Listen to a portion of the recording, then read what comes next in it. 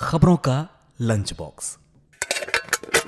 नमस्कार, radio money 9 पर आप सुन रहे हैं खबरों का लंच बॉक्स। मेरा नाम है अमन गुप्ता। सुपरटेक के चेयरमैन हुए गिरफ्तार, निवेशकों के पैसे का दुरुपयोग रोकने के लिए सेबी ने उठाए क्या कदम और अरहर दाल की कीमतों में तेजी थामने के लिए क्या करने जा रही है सरकार, बताएंगे आपको। और इसके अलावा भी हैं बिजनेस फाइनेंस से जुड़ी कई और खबरें। तो शुरू करते हैं खबरों का लंच बॉक्स। ट्विन टावर को लेकर सुर्खियों में आए सुपरटेक के चेयरमैन आर.के. अरोड़ा की मुश्किलें बढ़ीं। ईडी ने रियल एस्टेट कंपनी के मालिक को किया गिरफ्तार। केंद्रीय एजेंसी ने मनी लॉन्ड्रिंग के मामले में मंगलवार को की है कार्रवाई। सुपरटेक और उसके निदेशकों के खिलाफ दिल्ली, हरियाणा और उत्तर प्रदेश के अलग अलग थानों में खरीदारों के साथ धोखाधड़ी के पहले से ही दर्ज हैं कई मामले। इसके बाद ईडी ने prevention of money laundering act के तहत शुरू की थी जांच में पाया गया कि खरीदारों से फ्लैट के नाम पर की गई मोटी रकम इकट्ठा और नहीं दिया गया पोजीशन, साथ ही दूसरे प्रोजेक्ट्स के नाम से बैंकों में गलत तरीके से लिया गया लोन। मॉनसून देश के सभी प्रमुख राज्यों में पहुंचा। पंजाब, हरियाणा और राजस्थान के पश्चिमी हिस्सों को छोड़ बाकी देश के हर हिस्से में दस्तक दे चुका है मॉनसून। पिछले हफ्ते तक देश भर में बरसात की जो कमी देखी जा रही थी वो अब हो गई है काफ़ी हद तक दूर। बारिश की 27 जून तक कुल कमी 19% ही बची।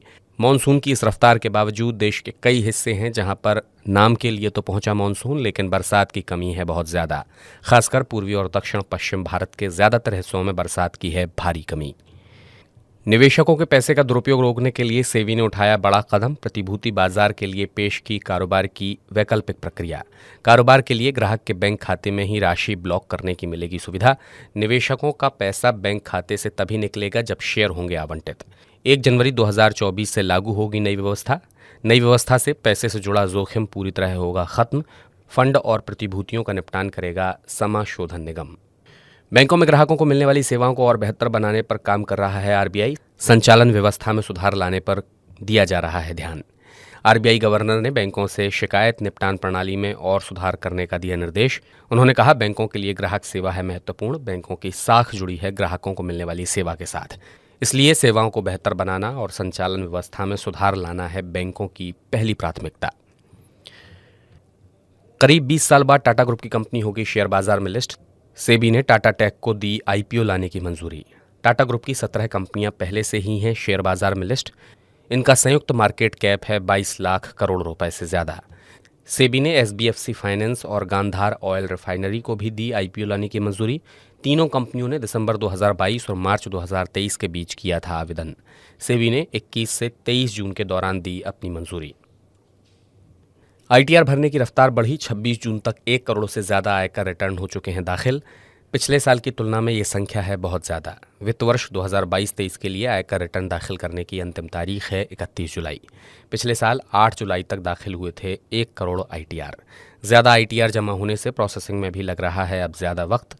आयकर विभाग ने करदाताओं से आईटीआर जल्द फाइल करने का किया आग्रह। अंतिम समय की भीड़ से हो सकती है परेशानी। दिल्ली में शुरू हुए 140 नए इलेक्ट्रिक चार्जिंग पॉइंट। इलेक्ट्रिक वाहन चलाने वालों को होगी आसानी। मुख्यमंत्री अरविंद केजरीवाल ने 140 नए चार्जिंग पॉइंट का किया उद्घाटन। दिल्ली में 48 बैटरी स्वैपिंग सर्विस भी की जाएंगी शुरू। दिल्ली में पब्लिक चार्जिंग की कीमत है 3 रुपये प्रति यूनिट। इलेक्ट्रिक वाहनों को बढ़ावा देने के लिए दिल्ली सरकार दे रही है ग्राहकों को सब्सिडी। इलेक्ट्रिक कार पर 1.5 लाख, ई रिक्शा पर 30,000 और दोपहिया पर मिल रही है 5,000 रुपये की सहायता। अरहर दाल की कीमतों में नहीं आएगी अब तेजी। सरकार ने बफर स्टॉक से दाल बेचने की घोषणा। बाजार में अरहर दाल के आयातित स्टॉक आने तक की जाएगी दालों की बिक्री। नेफेड और एनसीसीएफ करेंगे ई नीलामी के जरिए दालों की बिक्री। दालों की उपलब्धता बढ़ाकर उपभोक्ताओं को दी जाएगी महंगाई से राहत।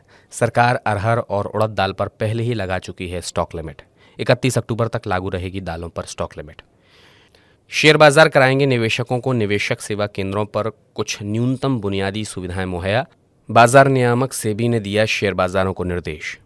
सेबी ने कहा, मौजूदा सेवा केंद्रों पर तैनात अधिकारियों की जानकारी को भी है अपडेट करने की जरूरत के लिहाज से निवेशक सेवा केंद्रों की संख्या है अभी कम।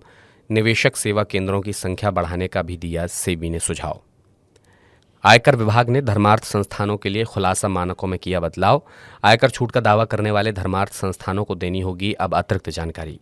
एक दिन में 2 लाख रुपए से ज्यादा का दान लेने वाले को देनी होगी पूरी जानकारी। आयकर नियमों में हुए बदलाव 1 अक्टूबर 2023 से होंगे लागू। धर्मार्थ संस्था, अस्पताल और स्कूलों को मिलती है आयकर से छूट। इसी के साथ खबरों के लंच बॉक्स में मैं अमन गुप्ता लूंगा आपसे विदा। बिजनेस और पर्सनल फाइनेंस से जुड़ी हर अपडेट के लिए आप मनी9 का मोबाइल ऐप जरूर डाउनलोड कर लीजिए। वहाँ बहुत सारा एक्सक्लूसिव और स्पेशल कंटेंट है। चलता हूँ, अपना ख्याल रखें, नमस्कार। खबरों का लंच बॉक्स।